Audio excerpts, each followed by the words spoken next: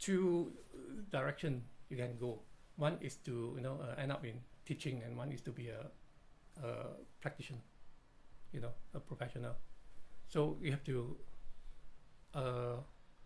make up your mind in the first place whether you can do it or you cannot do it. That's another question. You see, as for me, I can choose to teach, or I can choose to just be a full-time composer. This is different. If you have a position in the university, then you will have less time to do your work, and you have to be more committed to your work. You know what's the difference? Because for me, why I get quite a number of commission. That's one factor is very important. That is your availability. Whenever people ask you to do something, you have to say yes. You don't say no, because once you say no, I think I don't know. I never say no, but I think if you say no, they will not come back to you again. So you see, I get some commission, mostly arranging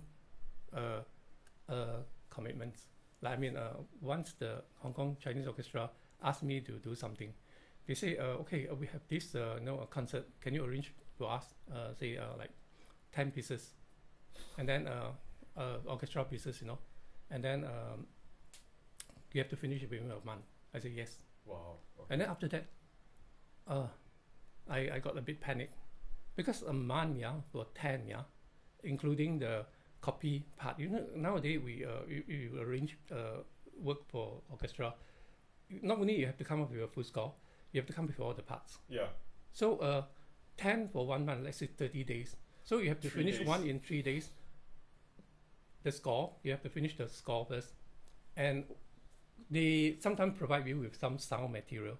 They don't even give you the melody, the score. You have to listen to the recording, and then you come up with the thing, and then. So they don't give you a score. You use your ear and you. Yeah. Wow. This is one thing, and then the other thing is after you finish it, you have to turn up all the the parts.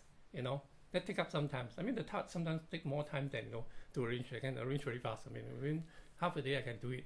But then the parts will take maybe 1 day plus or what sometimes, and then it depends on the work. So it's quite stressful. But you just have to do that. And if you are a lecturer in the university, you cannot do that. You cannot spare a month and day and night doing this kind of thing. So you have to make up your mind whether you want to do this or do that. If you want to be a professor, then you will cut down on your your creative work. Yeah. You will be dealing with students and your teaching work most of the time.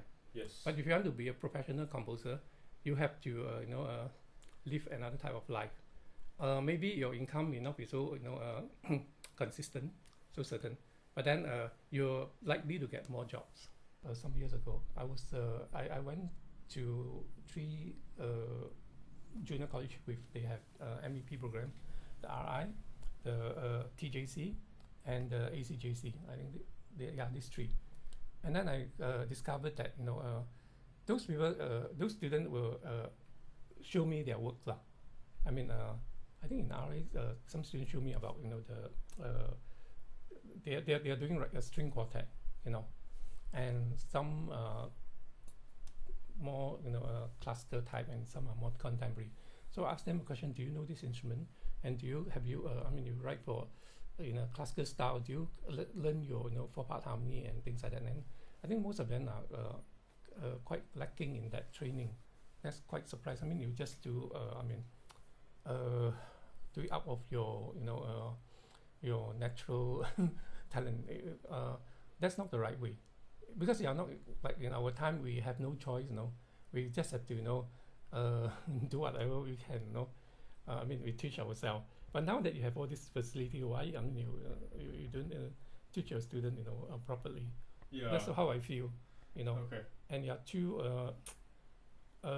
in a way you're too egoistic towards certain things that you think or even too naive about certain things. You think that you write those modern work in a modern style, then you impress people. But actually, if you can write, some traditional, compositions. I mean, if you can write say a Bach, invention, well, I think you're very good technically. I mean, if you can do that, you can do, any contemporary work. I mean, it's because those work need really a lot of training as well as calculation, and it's very transparent. I mean, whatever mistake you make, it's very obvious. Let's talk about the business side of composition. Do you think a composer can survive by commission, and not? What are the other sources of income that you would advise composers?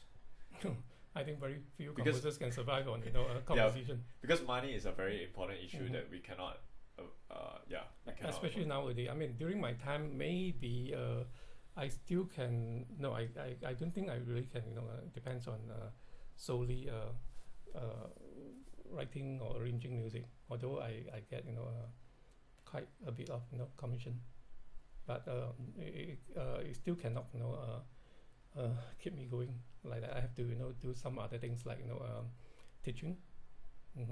I used to teach in NAFA, and now I'm sort of semi-retired, so I teach a few students at home, and I used to have some commission from the Chinese Orchestra and the Hong Kong Chinese Orchestra, and I used to do some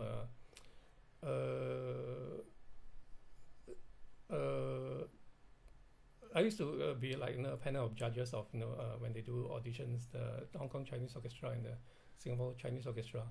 When they recruit new member, most of the time they will have me on the panel. I see.